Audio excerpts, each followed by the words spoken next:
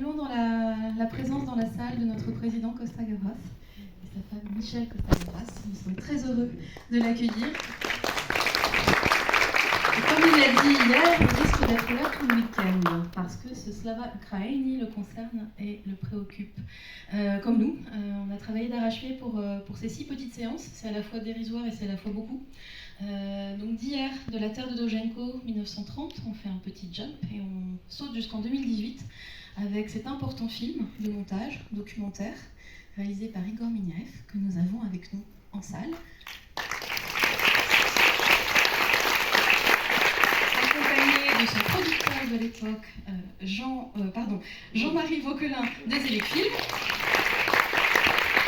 Vadim Cher, compositeur, et vous allez voir toute l'importance de son travail pour faire le lien dans ce film de montage. Et pour animer toute cette petite discussion, évidemment l'incontournable.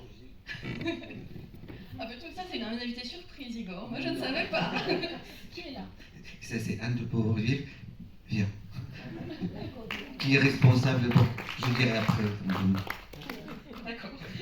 On a toute une équipe technique, ce qui est vraiment aussi typiquement d'une présentation un petit peu fournie, solide, cinémathèque. Et donc pour animer et faire le lien de tout ça, on a l'incontournable Eugénie Zvontkine qui fait partie du comité de programmation de ce Slava Ukraini, qui est professeur, maître de conférence à l'Université de Paris 8, mais aussi auteur du formidable livre sur Kira Muratova et d'un ouvrage collectif sur Sergueï Lozitsa, mais ça ce sera sa séance d'après. Eugénie, voilà. Donc, Igor va dire quelques mots d'introduction sur le film, mais ça va être très court. Par contre, voilà, à l'issue du film, c'est la particularité de ce programme, on a préféré organiser la parole après le film. Donc juste après le film, il y aura 30 minutes de discussion avec toute cette équipe technique et Eugénie. Donc surtout, ne quittez pas votre siège si vite. Et Igor, à vous la parole. 10 minutes, hein. Merci, mais je serai rapide. Écoutez, merci d'être venu.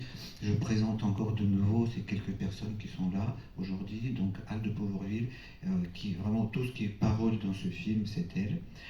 Tout ce qui est la musique dans ce film, c'est Vadim Cher qui a donné ce souffle formidable, et Jean-Marie qui a donné le souffle pour le film en général, voilà, qui a donné la vie à ce film-là, parce que ce film il est sorti en salle en 2019.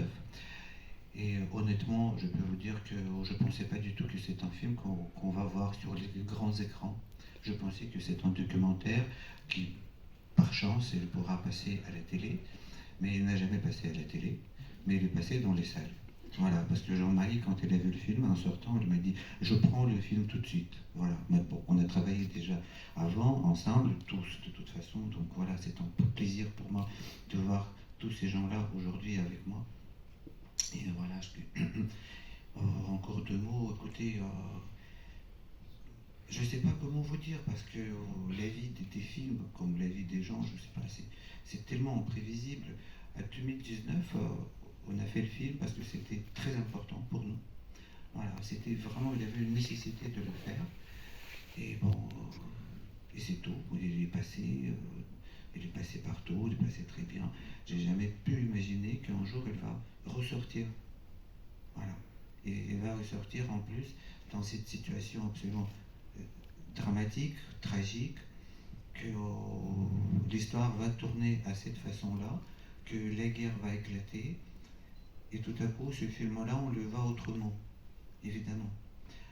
Donc, écoutez, si vous voulez, après, si vous avez des questions, on parlera. Mais en tout cas, espérons, j'avance des choses, que cette situation va se terminer le plus vite possible, qu'il n'y aura plus de guerre, qu'on pourra montrer d'autres films, qu'on pourra faire quelque chose de plus joyeuse, voilà, même triste, n'importe, mais bon, que la guerre se termine, c'est tout. Et je vous souhaite une bonne projection. Merci.